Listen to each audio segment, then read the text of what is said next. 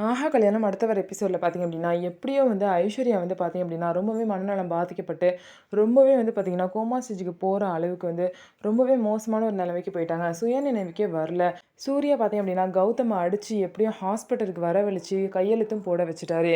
அதுக்கப்புறம் ஐஸ்வர்யாவுக்கும் நல்லபடியா ட்ரீட்மெண்ட் குடுத்து, அவங்களையும் நல்லபடியா குணமாக்கி வீட்டுக்கு அனுப்பிச்சு வச்சுட்டாங்க. அவங்களும் குழந்தையும் பார்த்தீங்க அப்படின்னா, வீட்டுக்கு வராங்க. அவங்களுக்கு ஆர்த்தி எடுத்து வீட்டுக்குள்ள அழைக்கிறாங்க. அப்போ வந்து சித்ரா தேவி ஐஸ்வர்யா பக்கத்துல வந்தப்ப, ஐஸ்வர்யா வந்து மூஞ்ச திருப்பிக்கிறாங்க. "இன்னும் உனக்கு இருக்க கோவம் போலயா ஐஸ்வர்யா?" அப்படின்னு சொல்லிட்டு எல்லா வீட்ல உள்ள எல்லாம் கேட்குறாங்க. இந்த விஷயத்துல யாரும் வந்து என்ன ஃபோர்ஸ் பண்ணாதீங்க. அவங்க எனக்கு பண்ண விஷயம்லாம் அப்படி அப்படின்னு சொல்லிட்டு ஐஸ்வர்யா வந்து அவங்க மன உளைச்சல சொல்றாங்க.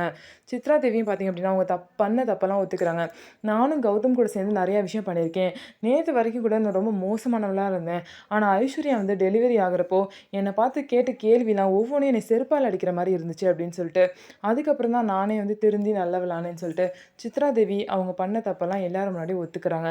வீட்ல உள்ள எல்லாரும் மன்னிச்சு அவங்கள வீட்டுக்குள்ள கூப்பிடுறாங்க. ஆனா ஐஸ்வர்யா அவங்கள ஏத்துப்பாங்களா, மாட்டாங்களா அப்படிங்கிறத வெயிட் பண்ணி பார்க்கலாம். இதுக்கப்புறம் அவங்களுக்கு குழந்தை பிறந்திருக்குன்னு தெரிஞ்சுமே கௌதமாவும் திருந்துவாரா அப்படின்னு சொல்லிட்டு பார்க்கலாம். நம்ம வீடியோ உங்களுக்கு பிடிச்சிருந்தா நம்ம வீடியோவ லைக் பண்ணிக்கோங்க. மறக்காம நம்மளோட சேனல சப்ஸ்கிரைப் பண்ணிட்டு பாருங்க.